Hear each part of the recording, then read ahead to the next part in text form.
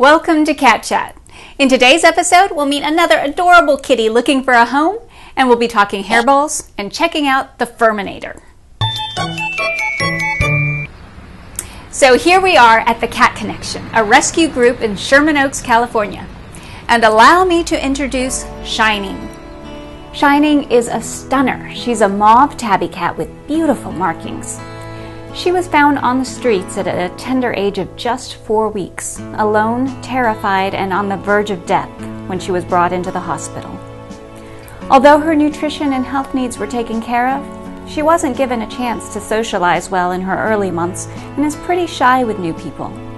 She does enjoy a good back scratch though, and she loves playing with interactive toys with people, as well as playing with other cats.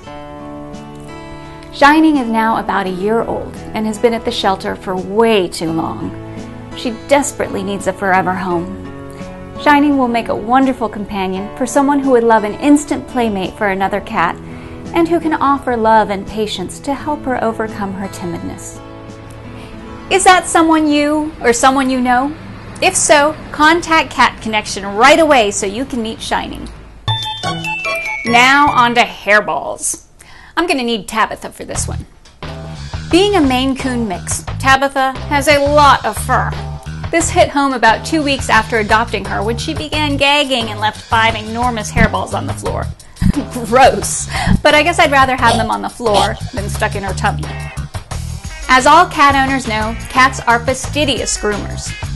Domesticated kitties have heating and air conditioning, and their fur doesn't shed the same way that it would in the wild. As a result, a lot of that fur ends up being swallowed. Usually it'll pass right through them, but not always, particularly in cats with longer fur. If a hairball ends up stuck in a cat's intestinal tract and causes a blockage, it can be very serious and require surgery. Hairballs the size of baseballs have been removed. Prevention is the best solution, so it's important to brush and/or comb your cat to help get rid of a lot of that loose fur.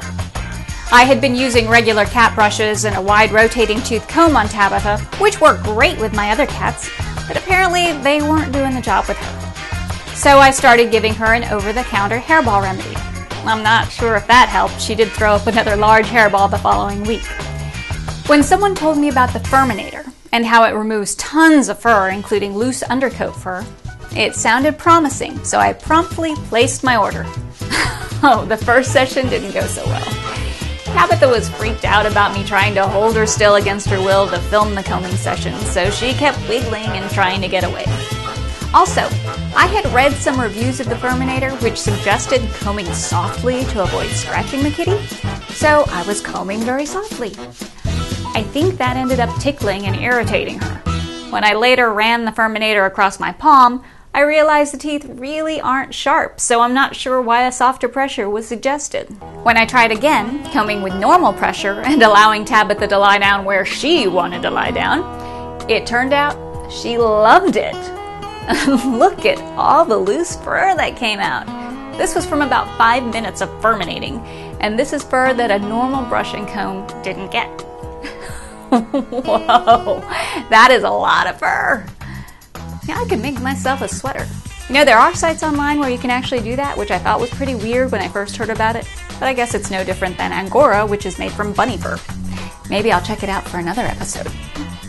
Anyway, I'm so happy all that fur will not be ending up in her poor tummy and causing more icky hairballs or blockages. The dog even seems to love it.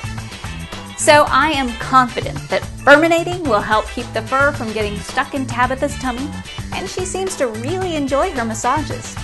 The verdict on the Furminator is 4 paws up. If you have any hairball stories, any experience with the Furminator, or other hairball prevention tips to share, please post your comments. That's it for today. See you next time on Cat Chat.